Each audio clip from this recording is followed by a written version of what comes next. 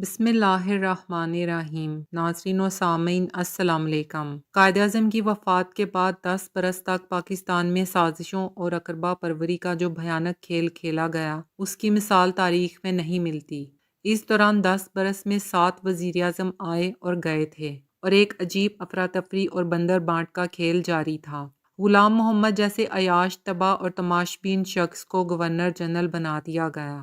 انہوں نے آتے ہی سب سے پہلے اپنے محسن خواجہ ناظم الدین، جنہوں نے انہیں گورنر جنرل لگوایا تھا، کی چھٹی کروا کر پاکستان کی پہلی قانون ساز اسمبلی ہی تحلیل کر ڈالی۔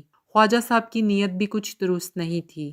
انہوں نے یہ سوچ کر غلام محمد کا انتخاب کیا تھا کہ یہ جلد مر جائے گا، لیکن گورنر جنرل بنتے ہی غلام محمد میں گویا نئی جان پڑ گئی تھی۔ اکبر ملک نے اپنی کتاب کہانی ایک قوم کی میں لکھا ہے کہ جب خواجہ ناظم الدین اور ان کے دیگر رفقائے کار نے غلام محمد کو گورنر جنرل کے عہدے کا حلف دلوایا تو اس وقت غلام محمد کی صحت جواب دے چکی تھی۔ وہ اکثر بیمار رہتے، فالج کے حملے نے انہیں چڑچڑا کر دیا تھا۔ ان کی گفتگو اور کردار میں مخبوط الحواسی کے آثار بھی نمایاں ہو رہے تھے۔ وہ اپنا زیادہ تر وقت اپنی ایک غیر ملکی سیکرٹری مس روتھ پورل کے ساتھ گزارتے۔ اس کے باوجود ان کو اقتدار کی شدید بھوک اور پیاس تھی۔ غلام محمد کا اپنے ماتحت افسروں کے منہ پر فائلیں مارنا یا کمرے سے باہر نکال دینا معمولی بات تھی۔ اپنے مقاصد کے حصول کے لیے وہ خود غرضی، ہٹ درمی، ڈھونس اور دھاندلی سمیت ہر قسم کا حربہ استعمال کرنے کی صلاحیت رکھتے تھے۔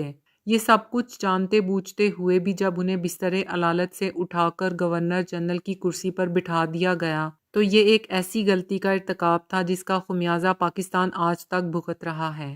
قدرت اللہ شہاب بتاتے ہیں کہ غلام محمد نے ایک کل وقتی حکیم گورنر ہاؤس میں ملازم رکھا ہوا تھا جو انہیں مجونے بنا بنا کر کھلاتا تھا۔ ان کے ارد گرد ہر وقت خوشامد پسندوں اور مفاد پرستوں کا ٹولہ رہتا تھا۔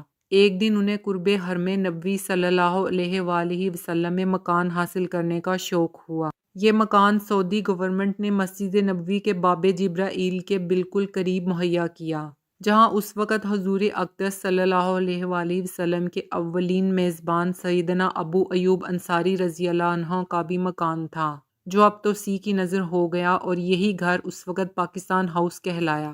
29 اگست 1956 کو پاکستان کے گورنر جنرل ملک غلام محمد فوت ہوئے۔ ان کی وصیت کے مطابق انہیں سعودی عرب میں دفنایا جانا تھا، لہٰذا انہیں امانتاً کراچی کے فوجی قبرستان میں سپرد خاک کر دیا گیا۔ یہاں اس وصیت کے پیچھے بھی یہی سوچ کار فرما نظر آتی ہے کہ شاید ان کا عقیدہ تھا کہ تمام زندگی گناہوں اور بدعمالیوں میں لتڑے رہنے کے بعد سعودی عرب میں دفن ہونے سے ان کے گناہ معاف ہو جائیں گے، مگر ہوا یہ کہ وصیت بھی کام نہ آ سکی۔